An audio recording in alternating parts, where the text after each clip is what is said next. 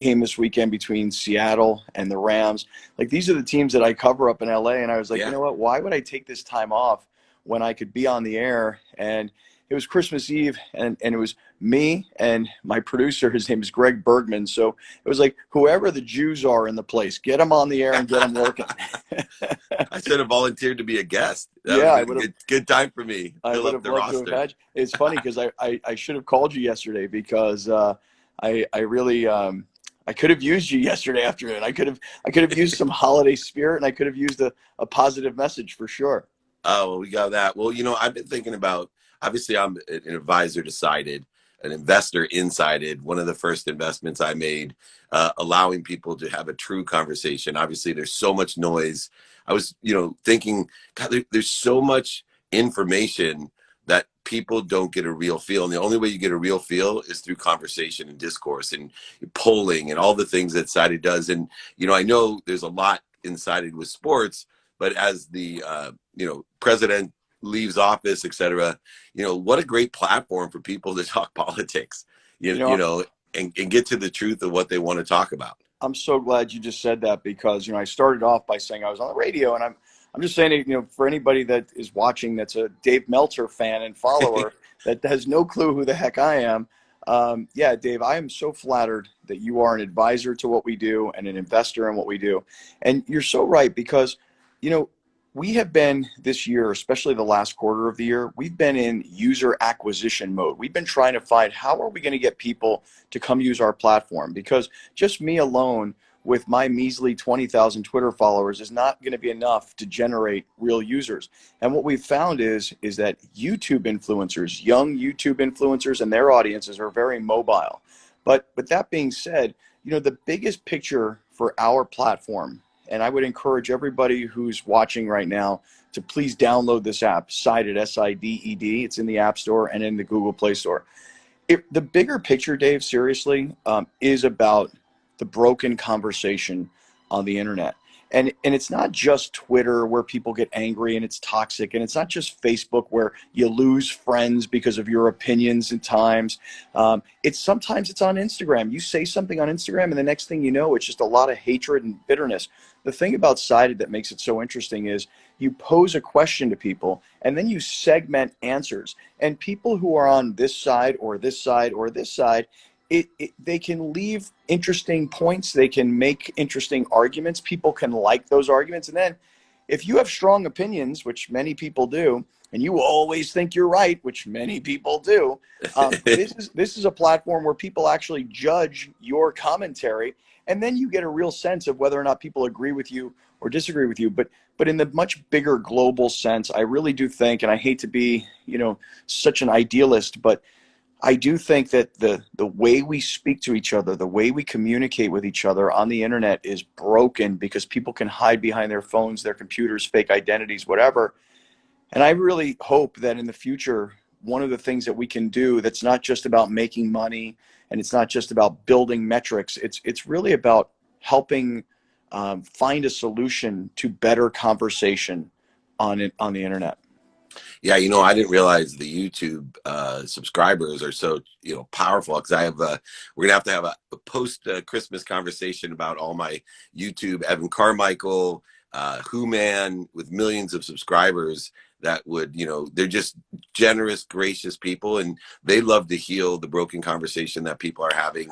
I think there's another aspect that I have found from using it, and I played around with it myself, and through my team, et cetera, tested it. It's a big issue, especially for younger people, verification. When you have mass exposure to comments, to opinions, and that's what they are, comments and opinions, Mm-hmm. we have a capability through mass involvement in conversation, when we bring that together and unbreak the broken conversation, to verify. People can post and say, wait a second, the whole premise of this person is good for this is wrong, because here is facts right here. And then someone else could say, actually, your facts aren't true either, and come back. And that's what Sided to me is all about. Now, also, I will tell you that in the sports realm, it's extremely fun. Yeah. right? Where we know there are no facts, Yeah. I always tell people, if anybody really knew what the hell they were doing in sports, they'd be a billionaire. Because especially with legalized gambling where it's at, if somebody could just tell me when the Chargers are going to lose by 3 points, I would be fine. Just give me 1 week where you could tell me for sure what's going to happen in the Charger game. I can pay for all of the money I've wasted on the Chargers for the last 4 years. Well, you're so right, because so here is this platform cited that I originally, when I first came to you, I said to you, Dave, I'm in the radio business, and the problem I have is that I spend an awful lot of time and energy and money posting and being visible on social media, and I can't make any money, or so it didn't seem from that. And my goal was to help other radio personalities around the country find ways to drive engagement and therefore have a chance to make a couple dollars along the way, kind of make money with the audience that they've built, not to be selfish about it, but just to provide great content, provide a great place for people to talk, and you could theoretically share in the ad revenue. And what I have found this year in particular is that the middle-aged guy like me, as much as it's hard for me to actually admit that, I know everybody watching, how old is this kid? Like 25, 30? I know, I'm so millennial, but I'm 50, Well, I man. mentor a lot of young guys, so they figure. Right. I'm 50, man. And here's the funny part about it, is that the radio personalities who are like me, they're middle-aged people, their audiences are older, and they're listening on a device that is not a phone or a computer. More often than not, they're actually listening on terrestrial radio. So those people, the hosts themselves and their audiences, are not nearly as mobile, and they're not as open to trying new things. Older people, you can't teach old dogs new tricks, right? So what I have found is by talking to guys in their 20s who are fanatical about their sports and about their content, who produce a ton of content on YouTube, whether they've got 10,000 subscribers or 60,000 subscribers. When they say to their particular niche audience, I've posted something on Cited. For example, I've got a guy in Miami. His name is Tony Dow. TD Fins Talk is what he calls himself. And this guy, when he posts a question on Cited, his Miami Dolphin audience goes crazy for it. A guy in Chicago, they go by Goat House. That's what they call themselves. That's their channel on YouTube. When they tell their audience, we just posted a question that asks, who should the Jets pick with the number 2 overall pick? Because they lost the number 1 pick when they beat the Rams. Who should they take? It gets immediately massive amounts of votes, massive amounts of comments. And then finally, when you gamify conversation, which is what we've done, when you say to people, if you win, because there's side A and there's side B, and if side A is the winning side and you have the most likes on that side, you're the winner, you get the points, and you win the Amazon gift cards. We're literally giving you something for your time and your energy and your effort and your opinions. And I always thought to myself, man, oh man, people spend a lot of time sharing their opinions on Facebook and on Twitter, and they don't ever get jack squat for it. So, sports debate is a really fun thing. You as a Charger fan and as a San Diego sports fan your whole life, somebody posted the other day, who was the greatest player ever in Qualcomm Stadium? Because Qualcomm Stadium, a stadium you and I grew up going into, it's being torn down piece by piece right now. And that is emotional for people who grew up going to a place like that. I cried when I saw the video. I was like, literally, my whole life in front of me. Yeah. Wow. And you Wow. think about it, like, who were the legends of the last 50 years that played in that stadium, from Tony Gwynn to Marshall Faulk to Junior Seau to Dan Fouts, and the list goes on. Brett Favre at the Super Bowl in '88, right? Like, absolutely.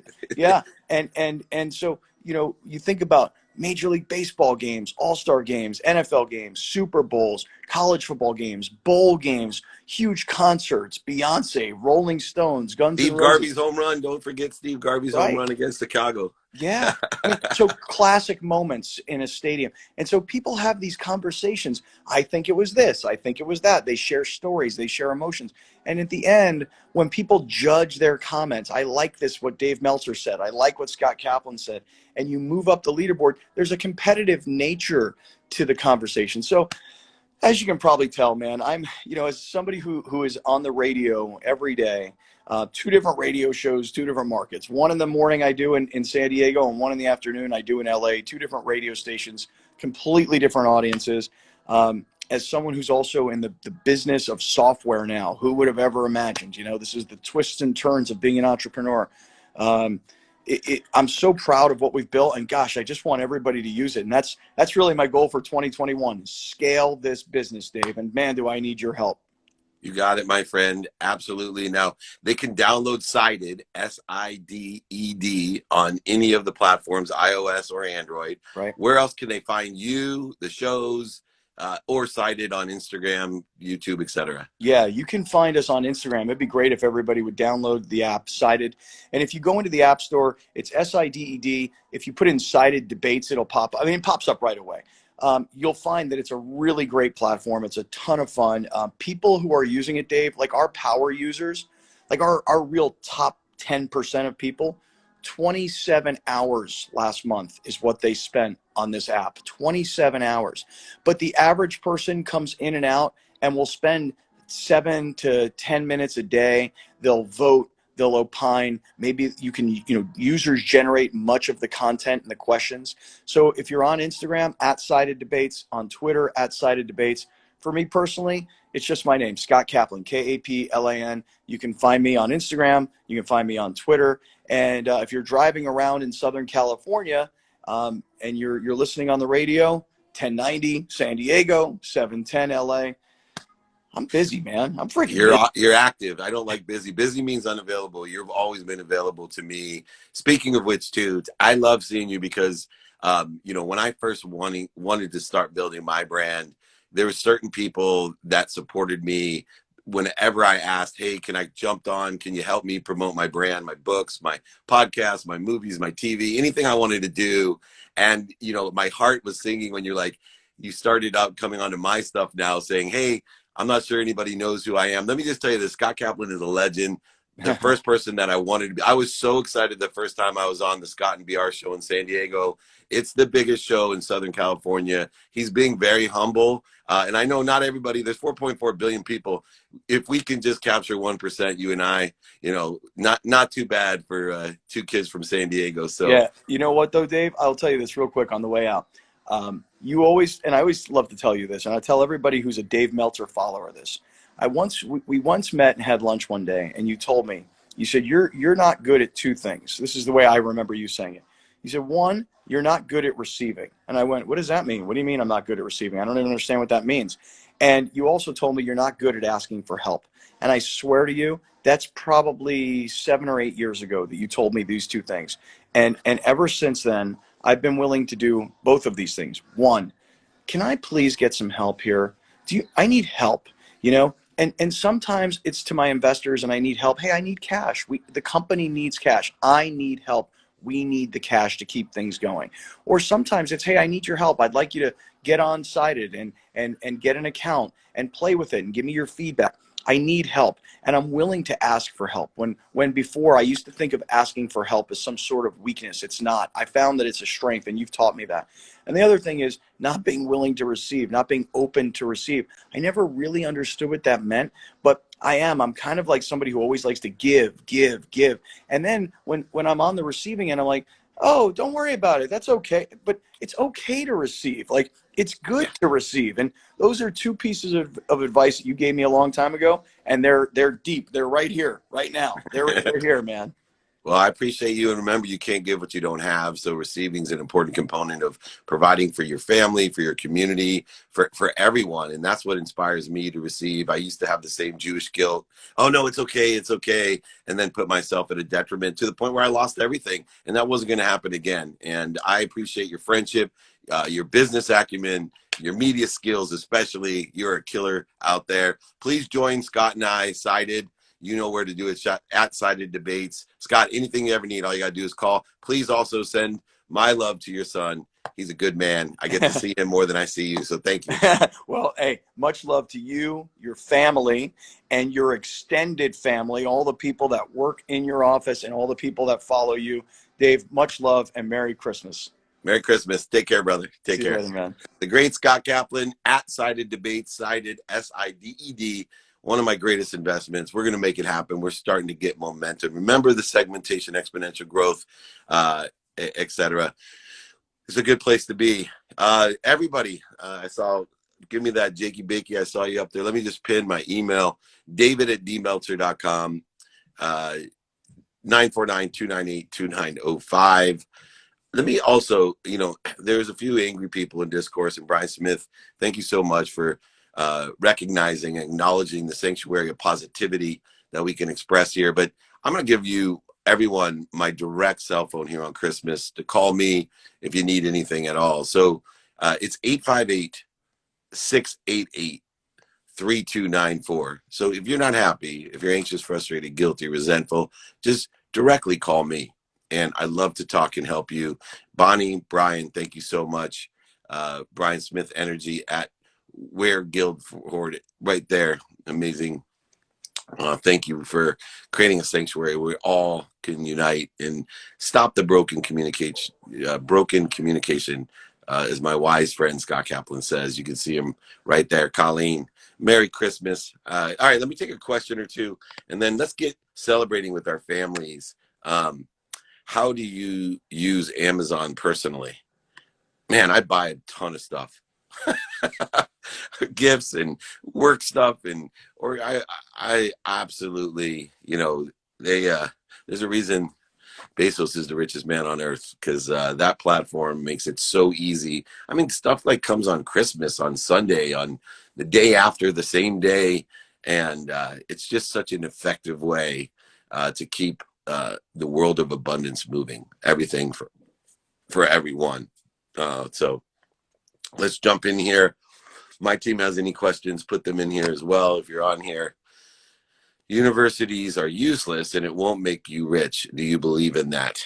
No. I believe that if you invest in yourself, there's nothing better that you can invest in. If you're wise in investing yourself and find the right universities with the right program to help empower you in order to make more money, help more people, and have more fun, build a network. I mean, there's some universities that you can just get into, and the network itself, the lifetime network itself, is worth the money. But that doesn't mean all universities are worth it. It doesn't mean if you're not going to put the investment in yourself, it's going to be worth it. It doesn't mean that you should go into debt for the rest of your life.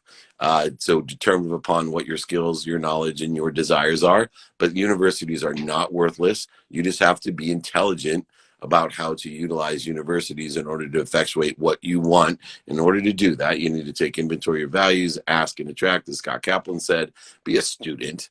Right? Pay attention to and give attention to the coincidences that you want while you're at university, the mathematical equation of luck. Look, do things now, stay present. Ask yourself, can I do it now? And if you can, do it. If not, put it tomorrow into the calendar and prioritize by what's important. Use Roosevelt's matrix of importance versus urgency. And then finally, practice ending fear. Stop looking at what you don't want. Stop looking at what's missing. Stop looking at what other people want for you. Yes, is it worthless because you're going to school because your parents want you to? Or have you found the light, the love, and the lessons and the value in it aligned with the other 4 daily practices that I gave you? It's quite simple. Let's make it happen. Here, let's take a couple more questions. Thank you for putting these in here. My realtor, SoCal Realtor, may your Christmas sparkle with moments of love, laughter, and goodwill. And may the year ahead be full of contentment and joy. Gracias, my friend. Thank you so much. I wish that all for everyone in our community. If you'd like to join my text community, 949-298-2905. Also, david@dmeltzer.com. Can you show off the Christmas sweater? Looking good. This was a gift from the Ugly Sweaters Company. And this is where you're going to find the replays of all the training. You got to check out the Christmas video that we did, the holiday video. We have a holiday training. All the replays are featured, the playbook, on Spotify, Entrepreneur, and every platform. There's a specific playlist that is featured for the playbook on Spotify. Check it out. Millionaires, billionaires, celebrities, athletes, Hall of Famers, guests, all on there. You'll love it. So thank you, Ugly Sweaters, for the beautiful ugly sweater that I got.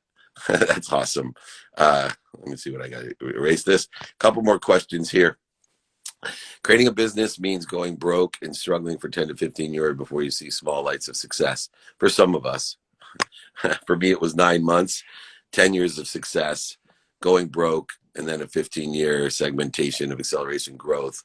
Now to be at the top of the game, it feels so good with the lessons learned and the success and the suffering and the pain, which is just an indicator. It's a turn signal to something bigger, better, and brighter that I've had in my life. The light, the love, and the lessons that exudes in my life, the joy, the friendship, all of the things of the capabilities of allowing me to empower others to empower others. I want to say, Bonnie, I love you. Have an amazing day with your family. And I'm sending you my love. You're an amazing person. I'm so proud of you. Oh, thank you. You like my sweater. So I'm like a teddy bear. All right, last question. Here we go. What's your favorite way to show gratitude towards someone? Asking them what they need and doing it. The greatest way I show gratitude to someone is asking them what they need. How can I be of service or value, and fulfilling that? And let's leave on that one. Everybody, it's david@dmeltzer.com. Email me if you want my books for the holiday. I'll sign it, send it to you, pay for shipping. My guides, exercises from pitching to selling to ego-based training, whatever it is, it's all yours for free. david@dmeltzer.com. Join my text community, 949-298-2905. All of you, remember one thing, especially this holiday season. Be kind to your future self and do good deeds. Have a wonderful Christmas. Take care.